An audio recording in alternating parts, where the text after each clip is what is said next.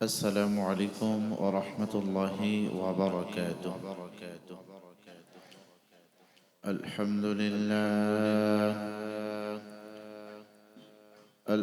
لله الذي وسعت رحمته كل موجود، وهو تعالى رحيم ودود. وأشهد أن لا إله إلا الله وحده لا شريك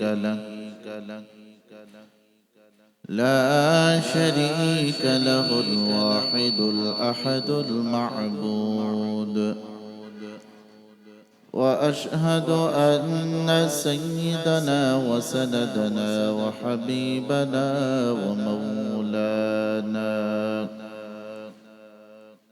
ومولانا محمدا عبده ورسوله الذي خصه بالمقام المحمود والحوض المورود. اللهم صل وسلم على عبدك ورسولك محمد وعلى آله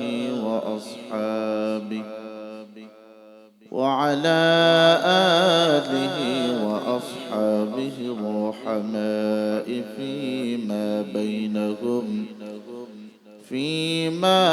بينهم وهم الركع السجود. أما بعد، فأعوذ بالله من الشيطان الرجيم. بسم الله الرحمن الرحيم. ألف لام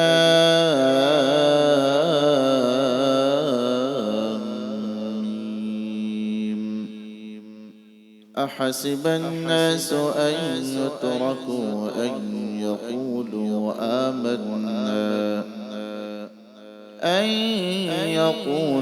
آمنا وهم لا يفتنون. فقد قال النبي صلى الله عليه وسلم: عليكم بسنتي وسنة الخلفاء الراشدين المهديين، عضوا عليها بالنواجذ. وقال النبي صلى الله عليه وسلم: الإيمان بين الخوف والرجاء.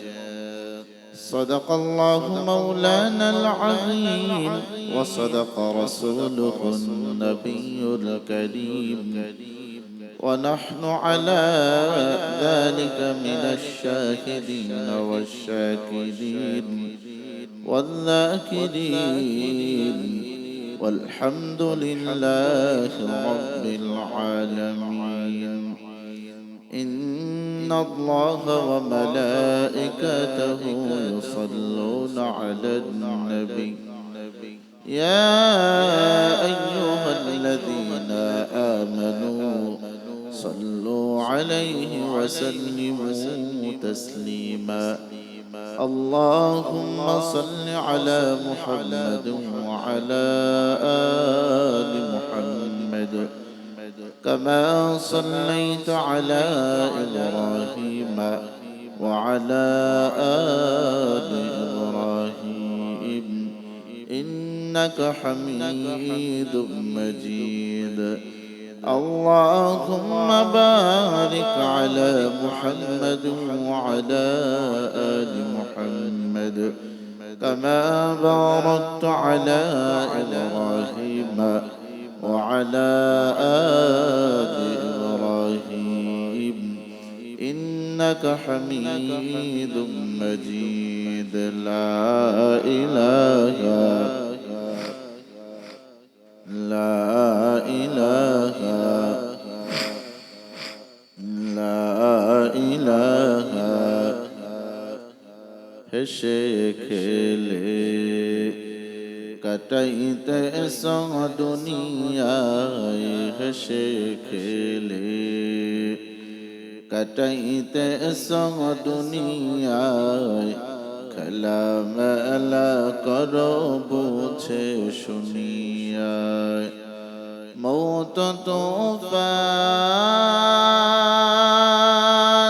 আসবে যে দিন জীবনে ধন বলে পার পাবে না কখনে সময় থাকতে করো বান্দা প্রভুর কাম সময় থাকতে করো বান্দা প্রভুর কাম এক জবানে লাউরে বান্দা প্রভুর নাম লা ইলাহা জোরে লা ইলাহা লা ইলাহা ইল্লাল্লাহ লা ইলাহা ইল্লাল্লাহ লা ইলাহা ইল্লাল্লাহ লা ইলাহা ইল্লাল্লাহ লা ইলাহা لا إله إلا الله محمد رسول الله اللهم اهدنا بفضلك فيمن هديت اللهم أرنا الحق حقا وارزقنا اتباعه وأرنا الباطل باطلا وارزقنا اجتنابه اللهم اهدنا الصراط المستقيم صراط الذين أنعمت عليهم غير المغضوب عليهم ولا